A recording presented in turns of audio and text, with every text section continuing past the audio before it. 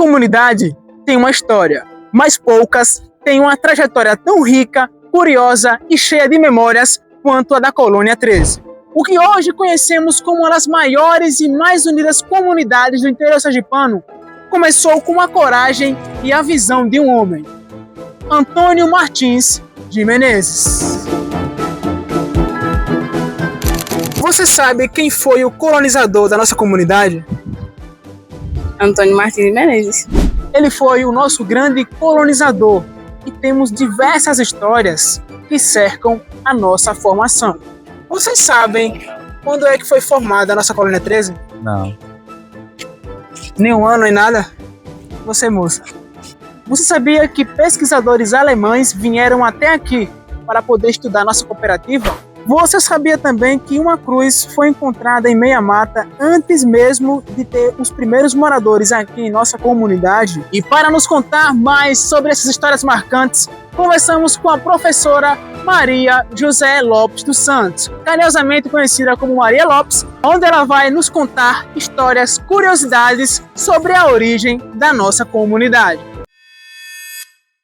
Então, pessoal, a nossa formação foi assim bastante, vamos dizer, desafiadora para aqueles que aceitaram o desafio. Então, na década de 50, aqui era terra improdutiva, era uma região de Mata Atlântica, a vegetação era própria de Mata Atlântica, tabuleiro, mas teve um senhor, né, chamado Antônio Martins de Menezes, que ele era um plantador de fumo aqui de uma comunidade vizinha da Lagarto, Sobrado, Povoado Sobrado, e ele, de vez em quando, ele vinha para aqui extrair madeira para usar como sari de fumo. Quem não sabe, sari de fumo é uma madeira em que se enrola as cordas do fumo, que antigamente era feita de corda, né?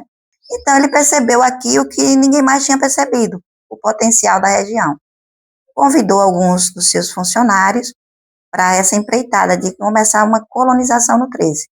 Foi aceita e veio para aqui 10 famílias, com a ajuda, claro, do Antônio Martins de Menezes, que financiou, junto ao Banco do Brasil, os recursos necessários para iniciar essa colonização, que, segundo ele, esse local tinha potencial.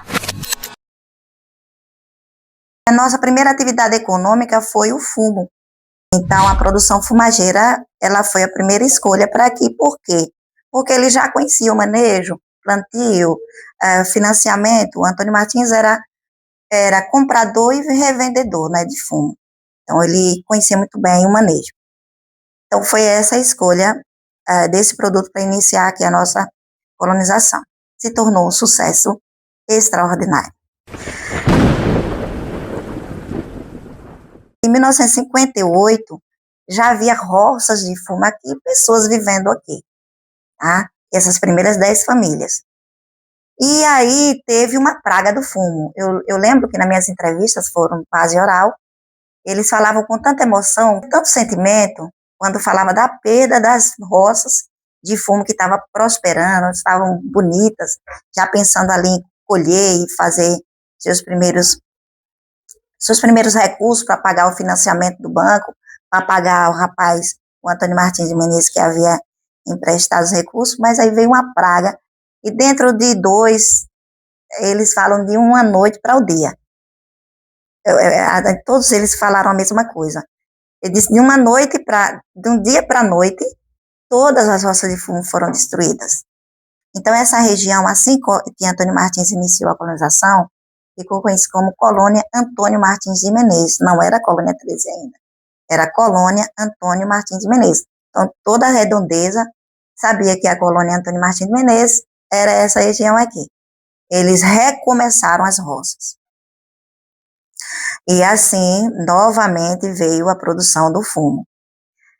E mais uma intempérie, 2 anos depois, ocorreu. Em 1960, foi a tempestade que o Wellington Santana, que disse, o rapaz que escreveu, o autor desse livro, ele faz referência a essa tempestade, que derrubou todas as casinhas. As casas eram casas de a maioria de taipa, né, era casa muito simples, na adobo, ou adobe em algumas regiões, era de blocos de barro.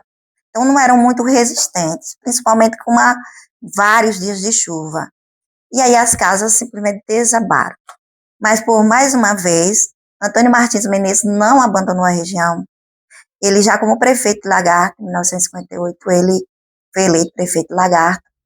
Então ele deu todo o apoio à região, aos moradores, em 1960.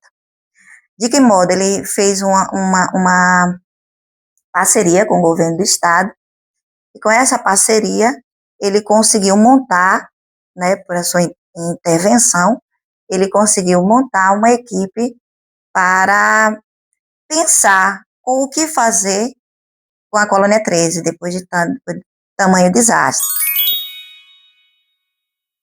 E a solução foi montar uma cooperativa.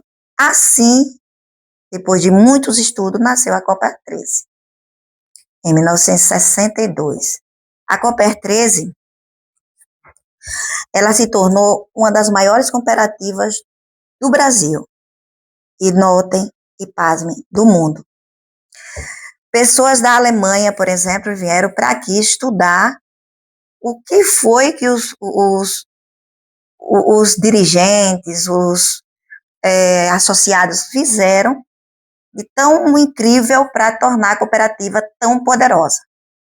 Ela, para você ter uma ideia, não só comprou terras em toda a redondeza daqui, chegando hoje até ter terra no município de Buquim, como também no Maranhão. Ela tinha depósito no Maranhão.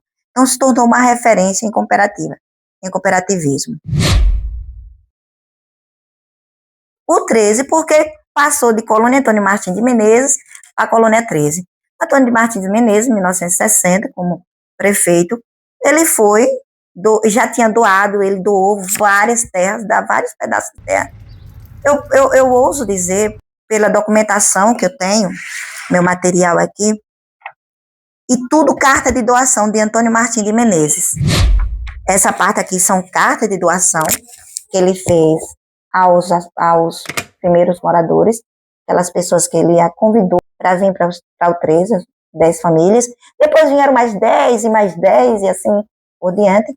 Então ele doou, ele não vendia, ele doava com a única exigência, que as casas tivessem o mesmo modelo arquitetônico.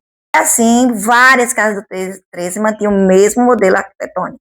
Por que o 13? Nome 13. Depois que Antônio Martins Menezes fez o que fez para a comunidade, ele achou que seu papel já tinha sido cumprido, cumpriu a sua missão, desenvolveu a região, tornou a região produtiva, entregou a cooperativa, agora o futuro da região, e se retirou da cena política, se retirou, né, dessa presença dele no 13. E aí mudaram de Colônia Antônio Martins de Menezes para a Colônia 13. O que eu sei sobre por que 13? Porque a gente fica entre Lagarto e Salgado. E a distância era exatamente 13 quilômetros de uma cidade para outra.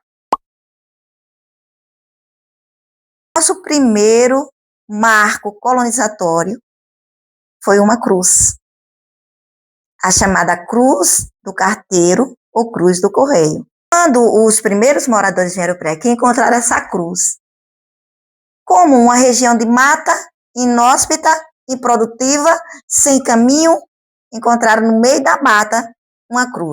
Mas por que era carteiro? Porque junto a Santa Cruz encontraram uma mochila de carteiro. Na época, as comunicações eram feitas por cartas e eram entregues por esses carteiros. A nossa primeira estrada, primeiro caminho que interligava Lagarto, Salgado e o 13, tendo intercâmbio, era na região onde hoje fica Cacho da Banana, Luiz Freire. Então, as pessoas passavam por lá, tropeiros com alimentos para vender em Aracaju, para vender em Salgado, nas feiras, era assim que se dava. E os carteiros também utilizavam esse caminho. Muito provavelmente ele foi atacado, vamos dizer, um sequestro, foi trouxeram ele para o meio da mata, distante da região da estrada, no local de passagem, e felizmente aconteceu o pior, né, que a gente não precisa dizer, todo mundo já sabe aí o que aconteceu. Então, provavelmente acharam que o carteiro estava cheio de dinheiro, né, sua mochila. E assim, para marcar o local dessa morte, colocaram uma cruz. Essa cruz, ela se encontra dentro do cemitério de Santa Luzia do 13, e é um marco temporal, aqui é um marco colonizatório do 13. É o primeiro sinal de colonização de uma região. Agradeço ao portal Colônia 13, muito obrigada pela oportunidade. Historiador fala, eu pelo menos falo muito, mas eu acho que contextualizar é importante. Então, foi um breve resumo aqui da história do 13. Eu muito obrigada pela lembrança, por ter me convidado, ter me dado essa oportunidade de falar para o portal Sou Colônia 13. Estou muito orgulhosa, muito obrigada. E até a próxima.